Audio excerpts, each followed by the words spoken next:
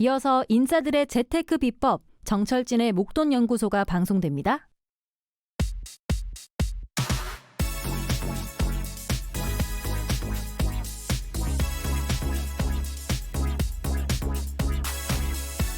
자원의 무기화 이미 시작됐을 수도 있다.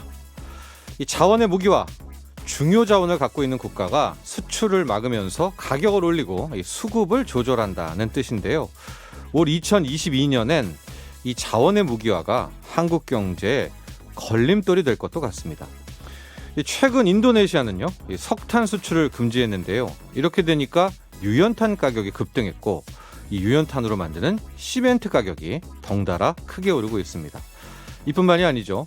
멕시코는 2023년부터 석유를 수출하지 않겠다라고 했고 가장 큰 걱정은 역시 중국입니다.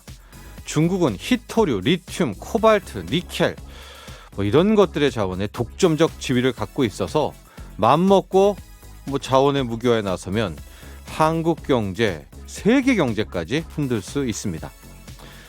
대한민국은 옛부터 자원이 부족해서 수출에 집중했고 결국 성공했다. 제가 어려서부터도 아주 자주 들어왔던 이야기인데요. 하지만 이제부터는 자원 수급 진짜 중요해졌습니다. 자원 외교와 자원 확보, 올해 새롭게 출범하는 정부의 가장 큰 숙제가 될 것도 같습니다. 1월 8일 목돈 연구소는 이 곡으로 시작해보죠. 잭 존슨입니다. Better Together. 네, 매일 오전 11시부터 12시까지 함께하고 계시고요. 목돈 연구소, 저는 정철진 소장입니다. 오늘 듣고 오신 첫 곡은 잭 존슨의 Better Together였는데 제가 자원의 무기화 이야기를 했잖아요. 이게 함께 잘 살아야 되는데요.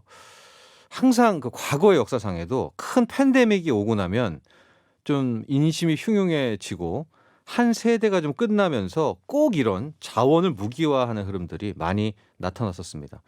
과거 이제 대표적인 팬데믹이라고 하는 게 흑사병이었었잖아요. 흑사병 이후에 중세 시대가 무너지고 중상주의, 절대왕정 이런 것이 나왔었는데 그때도 꼭 그런 자원의 무기화 같은 모습들이 나왔다라고 하는데 올해 좀 조짐이 안 좋습니다. 특히 이제는 탄소 중립으로 가고 있어서 옛 탄소 원료를 가진 나라들 석탄, 석유도 마지막 기득권을 자랑하려고 하고 있고 또 우리는 새롭게 가려고 해야 하는 시대가 있는 거 아닙니까? 그 새로운 자원을 가진 나라들, 대표적인 게 중국이죠. 여기도 또 그걸 가지고 기득권을 부리려고 하고 좀 심각할 수도 있다라는 말씀을 오늘 드렸었습니다. 토요일인데 너무 무거운 이야기를 꺼냈었는데 속속 이 주말에도 관련 뉴스들이 올라오고 있어서 한번 짚어봤습니다. 자, 5949번님, 2021년 늦가을입니다. 우연히 듣게 됐던 목돈 연구소. 그 뒤부터 반신반의하면서 들은 게 지금까지 열혈 애청자가 됐습니다. 감사합니다. 토요일도 오전 일찍 출근하는 날이 많아서 오전 특근 마치고 자주 듣습니다. 감사합니다 해주셨습니다. 네, 5949번님, 저희와 올해도 2022년도 꼭 함께해 주시길 바라고요. 제가 늘 말씀드리죠. 목돈 연구소는 매일 오전 11시에 여러분을 기다리고 찾아갑니다. 365일. 그래서 그냥 11시네, 11시 10분이네, 103.5 SBS 러브 FM으로 딱 채널 고정해 주시면은 저희가 계속 찾아가면서 최근 경제, 투자, 거기 플러스 알파 사회문화 뉴스를 업데이트해 드리고 있습니다. 자, 문자 참여는요. 샵 1035 단문 50원, 긴 문자는 100원이고요. 고릴라는 무료입니다. 유튜브에서 목돈 연구소 검색해서 구독, 좋아요도 많이 눌러주시고 인별그램 있거든요. 골뱅이 SBS 빅머니니까 팔로우 해주셔서 또 함께해 주시기 바랍니다. 자, 오늘 잠시 후에는 기초부터 차근차근 주식을 배워보는 주식 입문 코너 주식학 개론 있습니다. 헤르메스탁 하청환 본부장과 함께하고요. 경제 사기, 정말 이 사기 사건 싫은데 이 경제 사기 실화극장을 다루는 목돈 지킴 연구소 있습니다. 승재현 형사정책위원과 함께합니다. 103.5 돈을 이해하는 시간, 정철진의 목돈 연구소.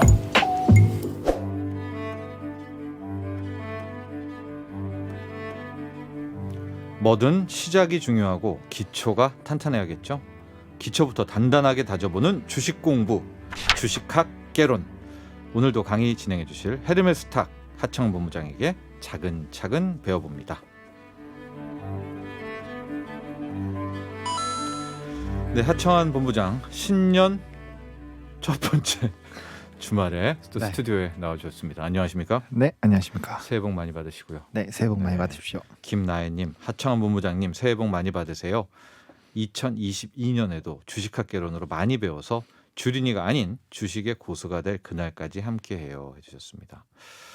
서여선님, 주식하다 잠시 멈춘 저 요즘 차츰 관심이 생겨요.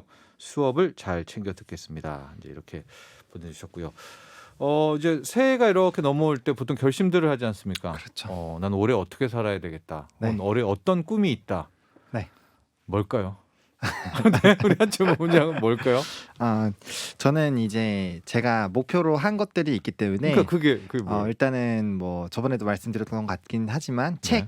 책을 이제 출간을 하는 거 있고요. 이제 기술서를 좀 내는 부분이 있고, 그다음에 이제 제가 또 요 주식 시장에서 나름대로의 또 성장을 이뤄내기 위해서 이제 좀 계획을 하고 있는 것들이 있는데, 그거는 차차 제가 오픈을 하도록 하겠습니다.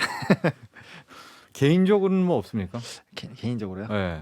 개인적으로는 일단은 이제 건강을 챙기는 것과 건강은 한 것 같은데 제가 보기에 어떤 그리고 네. 우리 또 어떤- 소장님이 항상 걱정해 네. 주시는 그 부분을 연애와 어떤 사랑 이 부분이죠. 그쵸, 예, 그쵸. 예, 예. 네, 그 부분도 열심히 노력을 해보도록 하겠습니다. 맞습니다. 그 부분이 중요합니다. 우리 하창원 본부장 이미 네.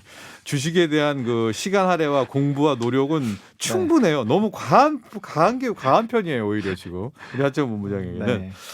자, 그런 새해 결심을 가진 하창원 본부장. 올해 첫 시간에는요. 네. 유망 업종 3가지. 그렇죠. 이런 거 꼭 필요하죠. 우리 신년에는. 필요합니다. 네. 그래서 이제 올해 같은 경우는 그렇죠. 전체 지수도 좀 해주시고요. 전망을. 네, 지수 자체가 일단 좀 박스권 흐름으로 예상이 되는 전망들이 굉장히 많아요. 예. 근데 그럼에도 불구하고 사실 소개해드리고 싶은 섹터는 진짜 너무 많은데 그 중에서도 3개를 좀 꼽아 3가지. 네, 3가지를 네. 꼽아왔습니다. 뭐죠? 바로 반도체, 반도체, 그리고 자동차, 메타버스 앤 NFT입니다. 익숙한데요. 그렇죠. 반도체, 자동차, 메타버스, NFT 하나하나 이유도 궁금하고요. 네, 특히 메타버스는 작년에 시세가 났는데 또 날까 싶기도 하고 네. 자동차는 지금 이게 전기차가 아닌 거죠. 자동차입니다. 그렇죠. 오리지널 네, 자동차부터 네. 차. 네. 반도체 같은 경우에는 지금 전 증권사 네. 제가 감히 말하지만 전 증권사의 유망 업종 1위가 반도체예요. 맞습니다. 네, 우리 하창원 본부장도 예외는 아니네요. 그렇죠. 이제 반도체가 사실 이제 모건 스탠리의 지난 8월 달에 비관론이 나오면서 이제 겨울설이 좀 돌았습니다. 그리고 이제 주가가 한번 이제 급등이 나오고 나서부터 좀 상당 부분 지지부진했었죠. 이제 그런 부분들이 있다 보니까 업황이 되게 안 좋은가 보다라고 이제 투자 심리가 굉장히 좀 얼어붙기 시작을 했고, 또 마침 또 이제 백신 접종이 늘어나다 보니까 네. 그러면은 이제 다시 리오프닝이 진행이 되면서 이런 가전기기에 대한 소비가 좀 줄어들겠구나라는 네. 심리까지 이제 붙여주면서 네. 수요는 줄어드는데 네. 뭐 공급은 유지가 되고 그러면은 다시 한번 또 이제 디램 가격이 하락을 하겠다라는 이런 이제 전망들이 나오면서 그럼 실적도 안 좋을 거다. 라고 상당 부분 좀 불안한 심리들이 많이 있었거든요. 네, 또 그게 보고서의 핵심이었죠. 그렇죠. 모건 스탠리. 네, 그랬는데 실질적으로 이제 뭐 마이크론이라든지 뭐 우리나라 삼성전자라든지 네, 하이닉스 같은 경우 보면은 역대 사상 최대 실적들이 나왔었거든요. 뭐 네. 영업이익 같은 경우는 뭐 역대 2번째 실적이 나오기도 했고요. 그래서 굉장히 좀 좋은 그런 흐름들이 있었고, 그리고 예상보다 그렇게 부정적으로 사실 인식이 되어 있었던 업황이 생각보다 나쁘지 않다라는 거죠. 네, 이제 겨울인데도 그렇죠. 네. 그리고 이제 안 좋았던 부분들이 끝나면서 사실 이제 올해 3분기부터는 메모리 반도체 업황이 굉장히 좋을 것으로 전망이 작년부터 되고 있었거든요. 그래요? 네, 그러면은 겨울철이 좀 우려가 됐었는데 그런 부분들이 사라지고 3분기부터 좋아진다라는 관점으로 봤을 때 되게 좋아질 수밖에 없는 구조로 가는 거고, 네. 또 최근에 이제 시장에서 굉장히 좀 핫하게 이벤트가 되는 게 뭐 자율주행이라든지 네. 이제 뭐 데이터 센터 수요가 늘어나면서 이런 데이터 반도체 또 관련된 수요들, 그리고 또 언제든지 얘기가 나올 수 있는 뭐 6G라든지 또 뭐 나중에 말씀드리겠지만 DDR5에 대한 전환 기대감들 네. 뭐 이런 여러 가지 부분에서 굉장히 좀 좋은 이 예상이 나오고 있고요. 네. 그리고 이제 뭐 반도체 D램 고정 가격도 뭐 전달과 비슷하게 유지가 되고 있고 사실 고정 가격이 되게 좀 중요하긴 한데 네. 또 현물 가격은 오히려 또 상승을 하고 있거든요. 그래서 이런 전반적인 업황 자체가 이렇게 너무 비관적으로 보기에는 상당 부분 괜찮은 상황이 일단 유지가 되고 있다라는 네. 부분들이고요. 심지어 글로벌 반도체 판매량이 600억 달러까지 돌파가 됐다라는 얘기가 나오고 있습니다. 언제요? 오늘 이제 요번 주에 일단 기사에 나왔었는데 예. 이런 반도체 판매량이 늘어나고 있는 부분들을 확인할 수 있는 이런 데이터들이 물론 이제 각 기관마다 이 수집하는 그런 데이터가 조금씩 다를 수가 있어서 오차는 발생이 될 수 있지만 그래도 이렇게 전반적인 판매량 자체가 늘어나는 구조로 간다라는 거는 업황에 대한 긍정적인 기대가 커지고 있다라고 볼 수가 있고요. 네. 그리고 앞서 말씀드린 것처럼 이제 뭐 삼성전자라든지 하이닉스, 마이크론 등이 호실적을 하는 것도 굉장히 좀 좋은 흐름이다라고 볼 수가 있는데 앞서 말씀드렸던 것처럼 뭐 삼성전자 같은 경우 분기 최대 실적을 잃었고요. 뭐 하이닉스도 22년에 굉장히 실적에 대한 모멘텀이 긍정적인 리포트들이 정말 쏟아져 나오고 있어요. 그런 긍정적인 전망들이 많이 나타나고 있고 특히나 이제 하이닉스 같은 경우는 D램의 이제 매출 비중이 높기 때문에 그렇죠. 이런 메모리 업황 자체가 좋아지는 구조로 갔을 때 삼성전자보다도 더 좀 수혜를 더 정비례하고 그렇죠. 나쁠 땐 더 나빠지고 그러죠. 그렇죠. 네. 그래서 좀 더 이제 기대감이 좀 커지고 있다라고 보시면 될 것 같고요. 아무래도 이제 주요 반도체 대장 업체들의 이런 실적이라든지 성장에 대한 기대감이 높아지다 보니까 그렇게 됐을 때는 뭐 자연스럽게 이제 반도체 기판 뭐 업황이 좋아지면 기판부터 시작을 해서 뭐 이제 전공정 우리 한 번씩 다 배웠었는데 전공정 관련된 기업들 그리고 후공정까지도 이제 수요가 좀 확대가 된다라고 보고 있고요. 그다음에 이제 수요도 굉장히 좀 뛰어나죠. 이제 북미 4대 데이터 센터 중심으로 전년 대비 이제 올해 같은 경우는 20% 이상 좀 수요가 또 늘어날 것으로 좀 기대가 되고 있고 그러니까 데이터 센터에 메모리 반도체 들어가야 되니까. 그렇죠. 네. 그것뿐만 아니라 또 이제 메타버스에도 사실 하드웨어 쪽으로 좀 많이 수급이 옮기고 있잖아요. 네네. 그런 부분에서도 아무래도 좀 수혜를 받지 않을까라고도 생각이 되고 있고요. 네. 앞서 말씀드린 것처럼 이제 업황 턴어라운드까지 보게 됐을 때 굉장히 뭐 반도체 같은 경우는 기대가 된다라고 보시면 될 것 같습니다. 우리 하천 본부장도 잘 지금 요약해서 설명을 해 주셨는데 네, 딱 하나 걸리는 거는 너무 모든 곳에서 다 네, 좋다. 반도체다. 예, 올해 탑픽이 반도체고. 그렇죠, 예. 그 논리도 또 이렇게 명확하게 좋잖아요. 그렇죠. 그럴 때는 근데 네네네. 주가가 안 갈 경우가 있더라고요. 그게 유일하게 걸려요. 항상 그래요. 그렇죠. 이게 모두 다 완벽해, 아는, 너무 완벽해, 지금 모두 다 반도체가. 아는 이슈다 보니까 네. 그럴 때는 이제 시간 자체는 좀 걸릴 수 있는데 음. 아무래도 이제 매집의 과정이 조금 더 복잡하게 진행이 되지 않을까라고 좀 생각이 되는데 그러니까 주가는 조금 괴롭힐 수 있다. 그렇죠. 예. 아무래도 이제 그렇잖아요. 누가 봐도 가야 되는데 네, 완벽한데. 주가가 안 가면 사실 스트레스 받잖아요. 근데 우리가 또 주식 시장에 참여하고 있으면 이게 굉장히 어려운 게 분명 이게 좋고 다 좋은데 미래도 좋고 네. 예, 수요도 폭발할 게 보이고 네. 디램 단가도 올라가고 그러는데 그쵸. 그러는데 주가가 안 올라가고 있고 내가 관심 있게 보던 다른 섹터가 움직이면은 네. 심리적으로 흔들립니다. 멘탈 깨지죠. 지금이라도 옮겨야 되나? 네. 그러면서 이제 옮겨가고 나면은 결국엔 또 움직이거든요. 그런 것들이 이제 물량에 대한 이런 뺏기 작업들이 있는데 그런 것들만 조금 조심하시면 네. 좀 중장기적으로 보시면 충분히 괜찮은 성과를 나오지 않을까라고 생각을 하고 있습니다. 그렇습니다. 2022년 네. 주목해야 할 업종 3를 진행하고 있는데요. 역시 탑픽은 반도체를 그렇죠. 꼽아 주셨고요. 네. 다음이 자동차입니다. 네. 이게 약간 엇갈리는 게 일부에서는 2차 전지, 뭐 전기차 테마를 얘기하는데 지금 네. 하창한 본부장은 자동차죠. 이게 자동차. 그렇죠. 네. 오리지널 자동차인데 네. 사실 이제 이 큰 틀 안에 이 전기차나 2차 전지가 포함이 되는 거죠.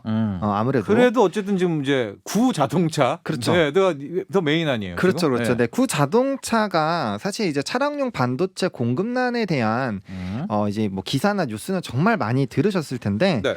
실질적으로 전년도에 판매한 부분을 좀 확대를 보게 됐을 때 현대기아는 오히려 판매량이 늘었습니다. 2020년 대비 판매량이 늘었고 네. 뭐 국내는 조금 줄었어요. 국내는 좀 줄었는데 해외가 한 10몇 %, 13% 정도씩 좀 증가를 하면서 네. 판매 대수가 좀 크게 늘어났습니다. 그래서 이제 올해 같은 경우는 또 반도체 공급 부족에 대한 부분들이 점차 해소가 되면서 견조하게 또 수요가 나타날 것으로 기대가 되고 있거든요. 그래서 네. 일단은 그렇게 어려웠다라는 얘기가 나옴에도 불구하고 차량에 대한 수요가 굉장히 많다라는 부분을 우리가 체크를 해볼 필요가 있다라는 거죠.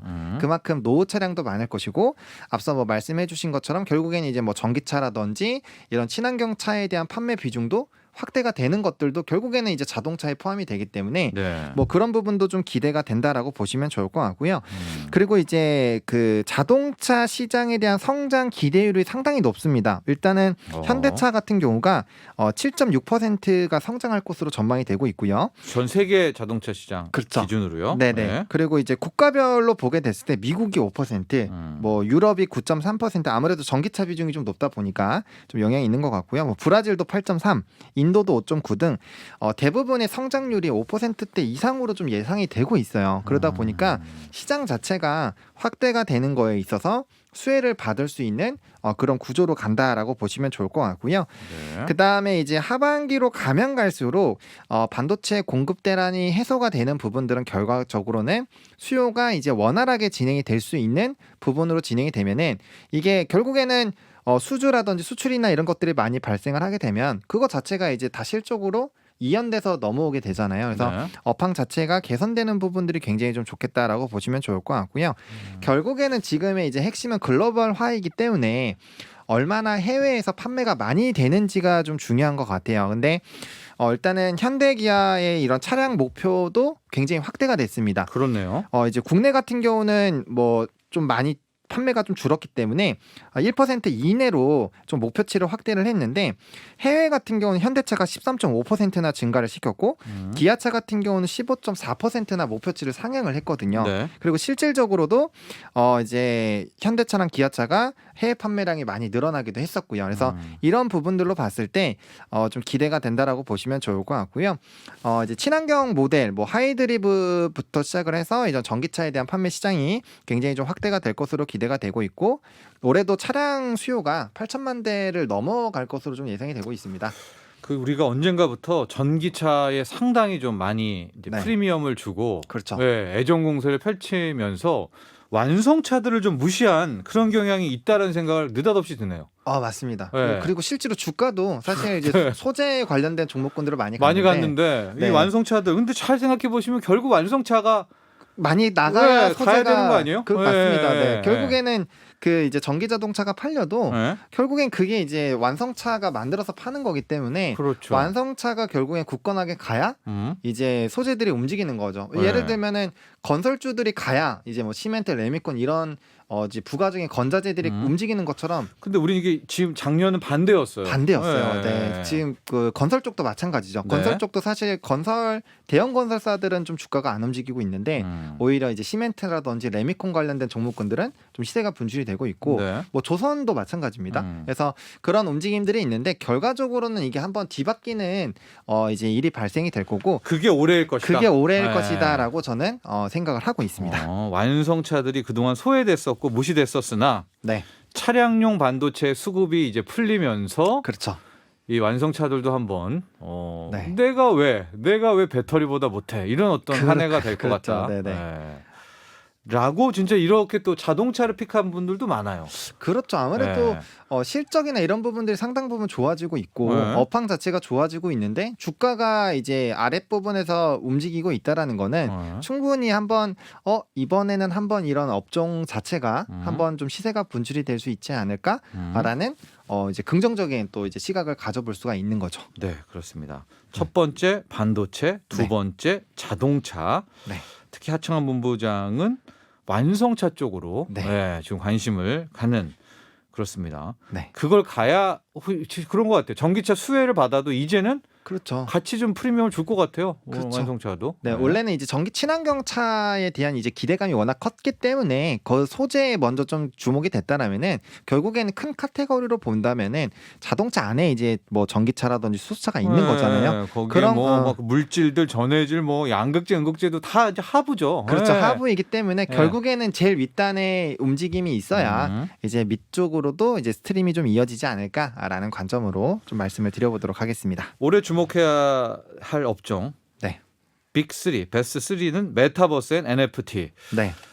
올해도요? 작년에 이 정도면 됐죠. 또 저는 사실 이 시장이 굉장히 커질 것으로 예상이 되고 있습니다. 네, 물론 네. 시장에서도 네. 전망이 굉장히 커요. 35년까지 무려 315조 원까지 2035년까지 네, 네. 시장이 확대가 될 것으로 예상이 되고 있는데 저는 이게 충분히 가능하다라고 보는 게 네. 일단 뭐 메타버스라는 그런 관점 자체가 우리 지금 Z세대와 알파 세대가 굉장히 익숙하잖아요. 그리고 아주 익숙하죠. 그렇죠. 네. 그리고 이제 세대들이 계속 그런 환경에 노출이 될 수밖에 없고 그들이 이제 성장해서 우리 기성세대의 아이들이 됐을 때 자연스럽게 이제 소비들이 더 되겠죠. 그렇게 됐을 때는 점점 이제 접근하는 인구수 자체가 늘어난다라는 관점으로 봤을 때 시장이 굉장히 좀 커질 수 있다라고 보고 있는 상황이고요. 네. 또 현실적으로 봤을 때 지금 대부분이 레드 오션이에요.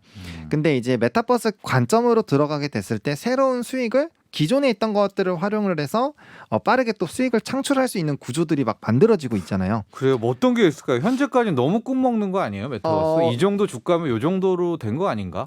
또 뭐가 있을까요? 그 사실 뭐 이제 로블록스라든지 이런 게임 안에서 네. 이제 명품들 신제품 나오면 똑같이 들어가서 뭐 판매를 한다거나 그죠? 네, 네, 그런 것들로 사실 또 이제 돈을 버시는 분들이 생각보다 많아요. 그래서 게임 안에서 이제 옷을 제작을 해서 이제 판매를 하고 이런 것들로 뭐 소위 말해서 월 몇백씩 버시는 분들도 이미 상당 부분 좀 계시거든요. 네.